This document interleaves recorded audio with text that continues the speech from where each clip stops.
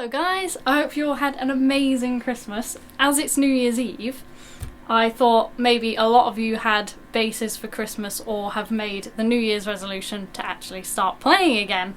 So I thought I would go over some of the top tips that I've either discovered myself or people have shown me throughout the years that have helped me the most along the way. So this is kind of a beginner's lesson, but I think there might be some stuff in there that will help you even if you've been playing for a while. Maybe I can offer a new perspective on it, because that kind of ties in with the first thing I want to say, which is learning from as many different sources as you can and not pigeonholing yourself into just learning from one person, because even people who haven't been playing for as long as you, even a beginner, I think can have valuable knowledge because everyone has a different perspective on things. And the amount of times I've seen people that have just started playing and they've said stuff and I've been like, wow, I never looked at it that way. I've been playing longer than them. So I think it's really important to not cut people off and to kind of take in as much as you can, get the most well-rounded view as you can. Even if you don't like the style of playing, it's still worth listening to what that person has to say, because you'll often find that things can tie in to all genres. So it's definitely worth listening to as many people and then kind of forming your own likes and opinions about things and just go from there. So that's number one. But number two is, of course, remembering the string names. Now, rather than trying to remember things as random letters, I found that it really helped to kind of give it a story, a bit like a nursery rhyme, like the alphabet, learning it that way. So obviously we have E, A, D, G, and the way I remembered the names of those was eat a dog gone, so eat a dog gone, because that just kind of gave my brain context, rather than it being like a load of random letters where my brain's going, well, I don't need to remember this because it makes no sense.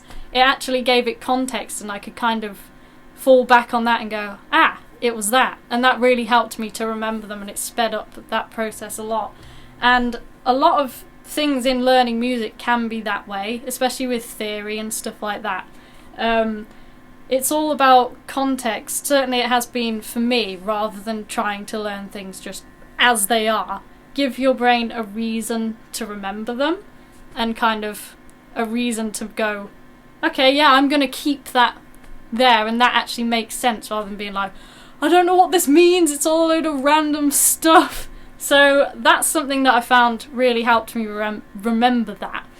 And another really important thing I've found is the setup of your bass can make a huge difference, one, to your confidence, and two, to your playing. So when I first started playing bass, I had a bass with action, so that's string height, that was about this high, massively far off the fretboard and far off the pickups over here. And you can probably see now my action is really quite low. Not mega low, not the lowest in the world, but it's where it's comfortable for me. And it's really important to actually have a look at where your action is, because you don't want to be having to use your whole hand to press down on the string and make just one note. That's not going to be fun. It will probably damage your wrist in the long run, so it won't be great health-wise, but it also won't be great confidence-wise, because it can really hold you back and stop you actually being able to play with any kind of dexterity if you're always having to go, ugh, ugh. So if you're feeling like that is the case for you, have a look at the action. I'm going to do a video about how to set up a bass as well in the near future, but in the meantime I'm sure there are loads of other great ones out there, but it'll be how I have my basses set up for my preference, because maybe that will tie in with you guys. So look at the action on your bass, look at the height of the pickups. So this is going to tie into the next one I'm going to say, which is the angle at which I come at the bass when I pluck the strings is kind of towards the bass. I see a lot of people where they're kind of playing away from the bass, so rather than going, they're kind of going. So if I can get a better angle on that, it's kind of like, rather than because you probably noticed there's a big difference in volume, but also in the dexterity of that. So as you can imagine, when you're coming towards the bass, your hand's there ready to go for the next pluck. But if you're coming away from the bass, it's going to take you a lot longer to actually get back to the bass. So it's a more streamlined way of doing it, and for me it feels better. Maybe it won't for you, but just give it a go and stick at it for a bit and see how you get on with it, because it might help you if you've been struggling with your right hand plucking technique. That comes back to the height of the pickups, because what I'm doing there is, instead of having my right hand get stuck under the strings, because I have the pickups quite close to the strings because I have the action quite low, if you can kind of see that from this angle, that means my fingers aren't getting stuck under the string, so it's not holding me back, kind of making me play like and keep getting stuck and all choppy and take longer to actually get there. But it's important because there's different pickup types. So if yours aren't these soap bar pickups, you're not necessarily going to be able to have them as high up as these ones, and that's not a problem. It just means you're going to have to find what works for you. So if you've got pickups that have exposed pole pieces, so little metal things on them, if you can see little metal dots all down them, make sure they're not massively close to the strings, because when you play you might notice that the pole pieces are actually, the strings are actually sticking to the pole pieces, and basically that can make it sound kind of terrible because it'll go and it'll also be trying to drag your bass out of tune. So just, that's something to be aware of, and be aware of different pickup types. If you have the two offset ones like you do on a P bass, you're going to have to kind of find what works for you and find how close you can have them where it's comfortable for you, but it's not going to hurt your hand getting stuck on the pickups. So setting up your bass, basically there is no one size fits all for this. It's really a case of experimenting and seeing what works for you, but the setup is a really important thing to bear in mind because it can affect your playing so massively. So that is number 3, I would say. Number 4 is where I actually rest my thumb with my right hand. So for the most part these days I just rest it on the pickups. I don't tend to move down the strings, and if I do, I'll only really go as far as the E string. But when I started out, I was told you can actually move your thumb down as you move down the strings. So let's say, and while that helped me at first, you might find the more you play, the less you actually want to be moving around down the strings, and the more you kind of just want to stay either solely on the pickup or just go between the pickup and the E string, depending on where you're playing.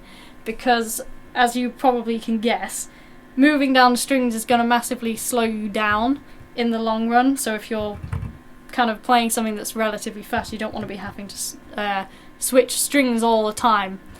So that's something to keep in mind. But yeah, where I rest my thumb is usually on the back pickup, or the basically the pickup that you're resting your thumb on is going to affect the sound as well. So you might have one that you gravitate more towards, but it's worth keeping in mind that they do have different sounds. So the back pickup, or the bridge pickup, is going to give you a more trebly sound, and the neck pickup, or the front pickup, is going to give you a more bassy sound. So that tends to feel a bit more, the strings tend to feel a bit more tight around the back pickup, and they feel a lot looser around this one. So you might have a personal preference, but it's worth keeping in mind the difference in tone as well. So, coming on to the left hand, when I first started playing, I thought you played on the fret, so these silver things here, but you don't. So if you're playing here, you actually should be, not only should you be inside the fret, so let's say your 3rd fret is where the first dot is, so that's going to be a G. And if you're playing a G, you don't want to be exactly where the dot is. You kind of want to be playing just towards kind of the right hand side of the fret, so about there. I hope that's coming across.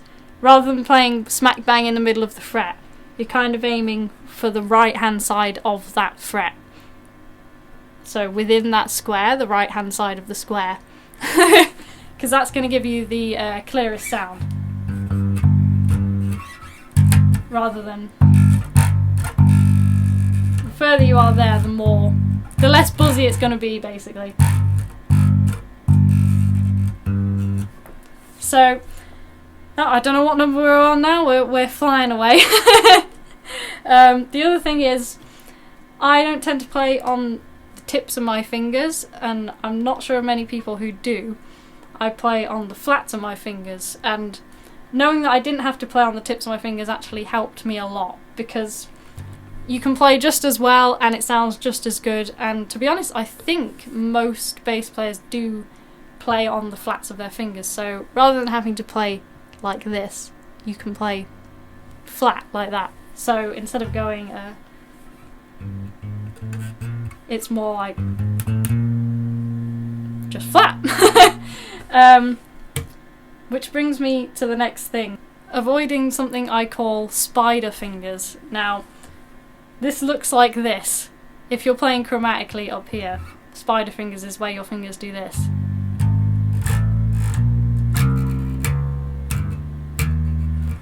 And it can be kind of tricky to get out of this habit at first if you're in it, but it's really worth it in the long run, because one, it's going to take a lot of pressure off your tendons all the way down here, so it's going to help you health-wise in the long run, but it'll also help your dexterity as well, because same kind of situation here where if you're pulling away from the strings it takes you longer to get back to the string, so it's going to affect your speed and dexterity. Same situation going on down here, so if you're pulling your fingers away from the strings it's going to take you a lot longer to get to the next note, which you don't really want in the long run. You kind of want to keep it as streamlined as possible, so it's worth going over a chromatic, just chromatically up the fretboard, so that would be one fret after the other, like this, on each string. And that's going to help you with several things, because not only will it help you kind of in keeping your hand as flat as you can, I mean obviously some movement is fine, but you just don't want it all the way out here, because that's going to hurt after a while. Trust me, I know. But what that will do will also help your dexterity and help you get used to kind of, if you're anything like me, this finger, your ring finger, is the problem child. So it's going to help all of your fingers individually get used to moving.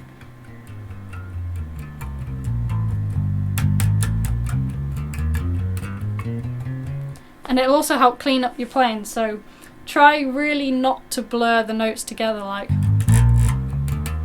you kind of want them all cleanly individual, just to kind of, it's basically, it's a good thing to learn to kind of get as clean as you can, because then you can pull back from that and give it personality. So it's not about being clinically clean, everything perfect. That's not what this is about at all. But having the knowledge is really important, because from there you can come back from that and give it personality without hurting yourself. The other thing it will help you with is string spacing. So obviously that really comes down to a muscle memory thing of getting used to, with both hands, how far apart the strings are, so that at one day you can just not have to look and your fingers will just know where to go. So again, that's going to help you kind of pick up on that, and it's going to help your muscle memory remember that. The next thing is where I actually rest my thumb on the back of the neck. So for the most part I have it pretty much in the middle of the back of the neck, but I kind of pivot on it and I kind of move it from, sometimes I'll have it over the top, and depending on where I am, usually up here, I'll sometimes move it right near the bottom. this is largely personal preference, but the main thing that is really important to remember is to keep as little tension in your wrist as possible. Because if you're playing with your thumb behind the neck, you kind of still want your wrist to be as straight and as loose as possible. You don't want it to be massively tensed up, because again, that's going to hurt you in the long run, and you don't want that. So it's really important to kind of keep an eye on and pivot where you can. Keep your wrist straight where you can and where you get chance, but kind of do it where it's still comfortable for you as well. So if I'm playing something, I don't know, I say root note-y or something relatively close together, I'll actually move my thumb over the top of the strings. So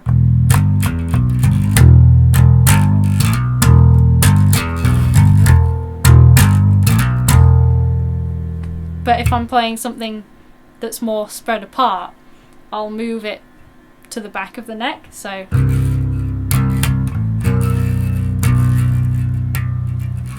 and it's really about finding what comes naturally to you and what's still comfortable for you. Because as I move down here, let's say if I was playing, my thumb's actually quite close to the top. I kind of have it coming over the top. But if I play a different shape, let's say, it's actually really close to the bottom of the neck. So it's kind of like, in fact, my palm is almost touching the back of the neck on this shape. And that's another thing you might have noticed, is as I play things that stretch more, I'm actually angling the bass this way.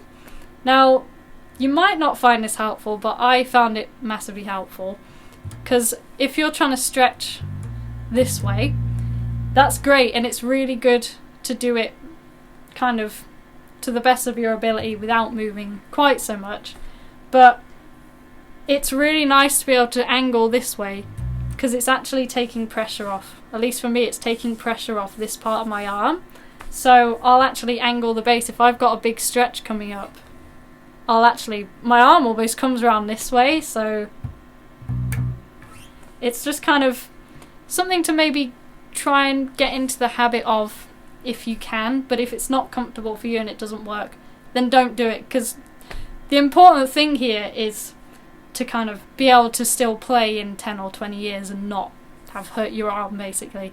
So these are things that seem to be working for me and are keeping my arm still feels great, and I tend to keep an eye on how much tension's in it and what is kind of the easiest route for me, because people seem to have this thing where they think if you're not taking the hardest route, then you're not doing it properly. But in my opinion, it's the complete opposite.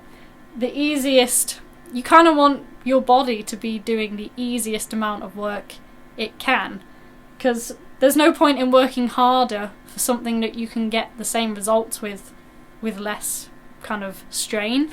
So it's really important to find the easiest way for your body to actually play this. Which brings me to the next point of playing loosely and with as little tension as you can in both hands. So a lot of people ask me how I get the speed in my right hand or my left hand, and it is literally by staying as relaxed as possible. So whatever you're playing, no matter what difficulty it is, if you notice yourself kind of tensing up, make a conscious effort to untense yourself and start trying to play in a really more flowy and loose way.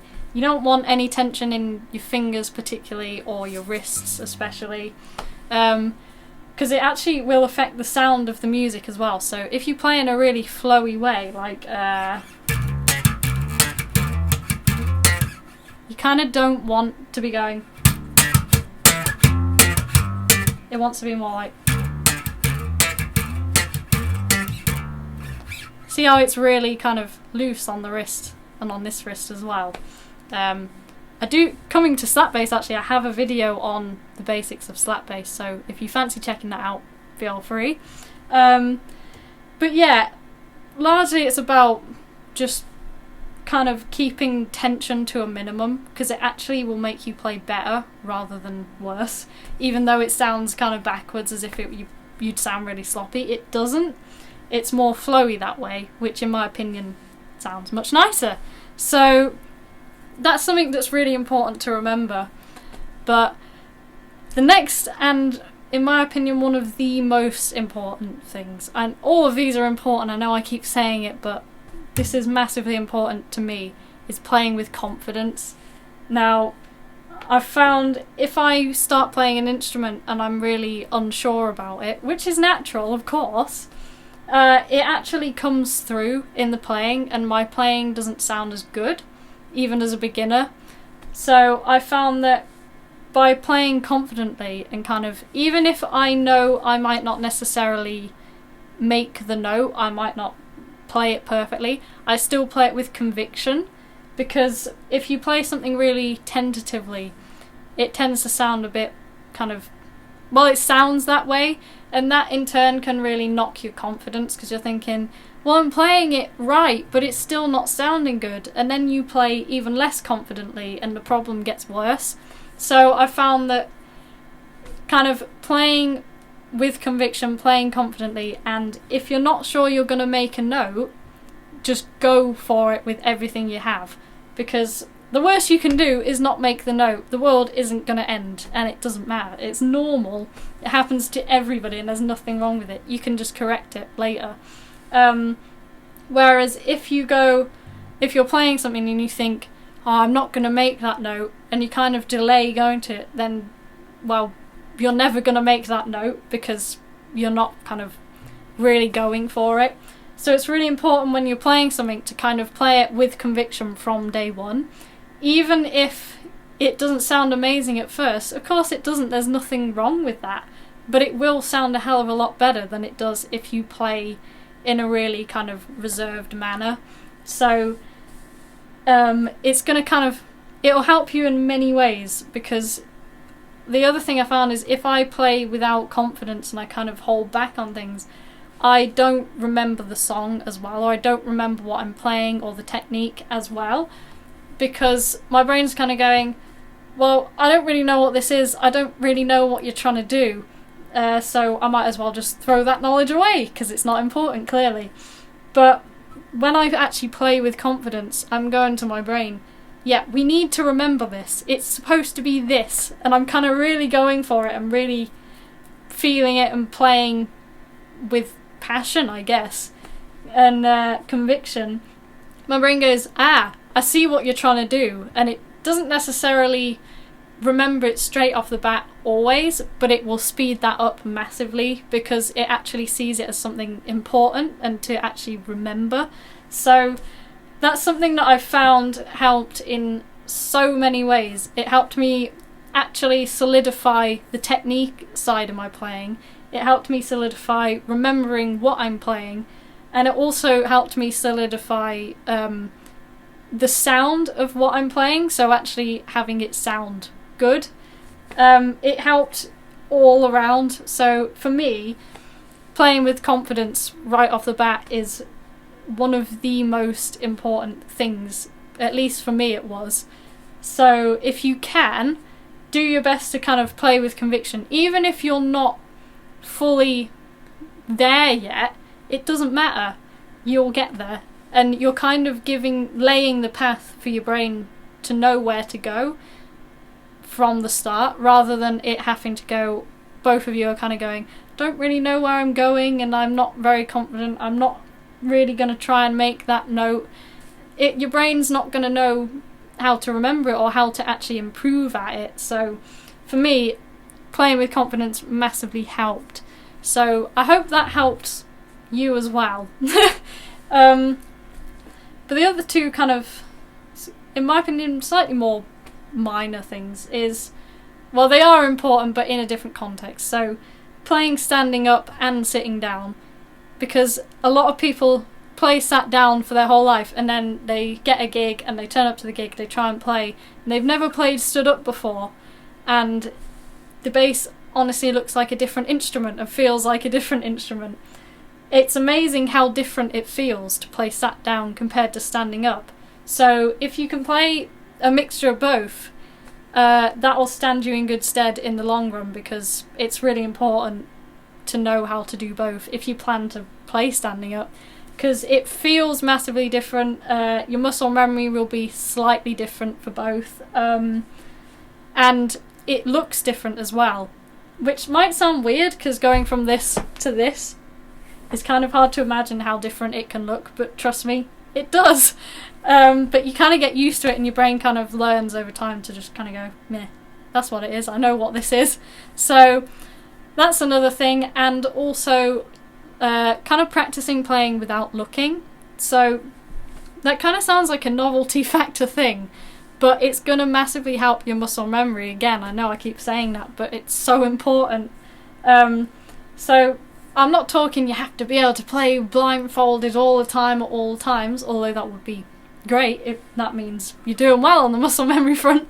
But just kind of doing what you can to, as much as you can, not look where you're playing all the time. Because if you start relying on vision, you stop feeling what you're playing and your muscle memory kind of fades away because you're relying solely on vision. And the instrument kind of becomes less of an instrument, I guess. I'm not sure the best way to word it. It becomes more of a sight rather than a feeling, both physical and emotional. It becomes more of like, I'm looking at this is where I go, and it becomes a kind of roadmap. And obviously, yeah, that's massively important to kind of remember things and look at it and know certain things and see certain things.